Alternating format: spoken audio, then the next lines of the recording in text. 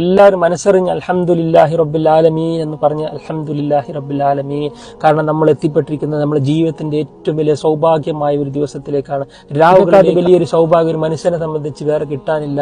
എന്ത് കിട്ടിയാലും ഇത് തുല്യമാവില്ല. ഈ ദിവസം നമ്മൾ ജീവിച്ചിരിക്കുക എന്നുള്ളതാണ് ഏറ്റവും വലിയ സൗഭാഗ്യം. അതിന് ആദ്യം ശ്രദ്ധിക്കുക. ഈ വീഡിയോ മുഴുവൻ എല്ലാവരും നിങ്ങൾക്ക് വലിയൊരു ഓഫറാണ് പറഞ്ഞു തരുന്നത്. നിങ്ങൾക്ക് എല്ലാവർക്കും അറിയുന്ന കാര്യമാണ്. പക്ഷെ ഇത് വീണ്ടും പറയുന്നതെന്ന് വെച്ചാൽ ചെയ്യുന്ന കാര്യങ്ങളിൽ ഇഖ്ലാസ് കിട്ടാൻ, ഒരു മോട്ടിവേഷൻ കിട്ടാനാണ്. വീണ്ടും ലൈലത്തുൽ ഖദറിന്റെ എല്ലാവർക്കും അറിയാം, ഒരാൾക്ക് 1000 മാസം 83 വർഷം ഇബാദത്ത് ചെയ്ത പ്രതിഫലം ഒറ്റ രാത്രി കൊണ്ട് നേടിയെടുക്കാൻ കഴിയുന്നത് ഇതിനേക്കാൾ വലിയ ഓഫർ ലോകത്ത് വേറെ ആര് കൊടുക്കും? നിങ്ങൾ 100 രൂപയ്ക്ക് 10 ഷർട്ട്, 100 രൂപയ്ക്ക് 10 പാന്റ്, അല്ലെങ്കിൽ ആ ഓഫർ ഈ ഓഫർ വരുമ്പോൾ നമ്മൾ ഓടി അങ്ങോട്ടും ഇങ്ങോട്ട് പോകുന്നു. പക്ഷെ ഈ ഒരു ഓഫർ റബ്ബിന്റേതാണ്. ഇതിലൊരു തട്ടിപ്പും ഇല്ല. ഈ ഒരു ഓഫർ കിട്ടാൻ വേണ്ടി വർഷങ്ങളായി നമ്മൾ കാത്തിരിക്കുന്ന ദിവസത്തിലേക്ക് എത്തി അത് ഉപയോഗപ്പെടുത്താതെ പോകുന്നതിനേക്കാൾ വലിയ ഭാഗ്യം കെട്ടവർ ആരോഗ്യം ഫുള്ള് കുറച്ച് ലോങ് ആണ് ഈ വീഡിയോ. അപ്പൊ എല്ലാവരും കേട്ടാൽ ഇൻഷാ അല്ലാഹ് നിങ്ങൾക്ക് ലൈലത്തുൽ ഖദർ കിട്ടുമെന്ന് ഇൻഷാ അല്ലാഹ് ഞാൻ ലൈലത്തുൽ ഖദർ കിട്ടിയാൽ പിന്നെ അടുത്ത റമളാനിന് മുമ്പ് മരിച്ചാൽ നിങ്ങൾക്ക് 83 വർഷം ഇബാദത്ത് ചെയ്ത മുഴുവൻ ഇബാദത്ത് കിട്ടുമല്ലോ. അടുത്ത റമളാനിന് മുമ്പ് നിങ്ങൾ മരണപ്പെട്ടാൽ തന്നെ 83 വർഷം ഇബാദത്ത് ചെയ്ത പ്രതിഫലം നിങ്ങൾക്ക് ഉണ്ടാവുമല്ലോ ഇൻഷാ അല്ലാഹ്. അല്ലാഹു തൗഫീഖ്. അപ്പോൾ ഈ ലൈലത്തുൽ ഖദർ വരുന്നതിന് മുമ്പ് നമ്മൾ ചെയ്യേണ്ട ഒരു കാര്യങ്ങൾ മെയിനായിട്ട്, അത് ചെയ്തില്ലെങ്കിൽ നമുക്ക് ലൈലത്തുൽ ഖദറും കിട്ടില്ല, ലൈലത്തുൽ ഖദറിൽ പാപങ്ങളും പൊറുക്കും. അതിന് സ്വീകരിക്കുന്നതിന് മുമ്പ് നമ്മൾ പ്രധാനമായി നമ്മളെ ഫോൺ എടുക്കുക.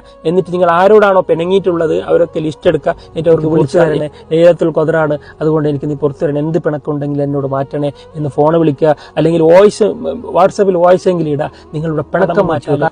മനസ്സിൽ പക, വിദ്വേഷം, വൈരാഗ്യം, അതുപോലെ കുടുംബ ബന്ധം മുറിച്ചിട്ടുണ്ടെങ്കിൽ, ആരോടെങ്കിലും പിണങ്ങിയിട്ടുണ്ടെങ്കിൽ നിങ്ങൾക്ക് ലൈലത്തുൽ ഖദറിലും നിങ്ങൾക്ക് അള്ളാഹു പുറത്തു തരില്ല, നിങ്ങൾ ഇബാദത്തും സ്വീകരിക്കില്ല. മെയിനായിട്ട് കുടുംബ ബന്ധം, രക്തബന്ധത്തിൽ പിണങ്ങിയിട്ടുണ്ടെങ്കിൽ അവന് നരകത്തിലാണെന്ന് റസൂലുള്ളാഹി പറഞ്ഞു. നരകം ചെയ്തിട്ട് കാര്യമില്ല, എത്ര അമൽ ചെയ്തിട്ട് കാര്യമില്ല. രക്തബന്ധത്തിൽ പിണങ്ങാൻ പാടില്ല.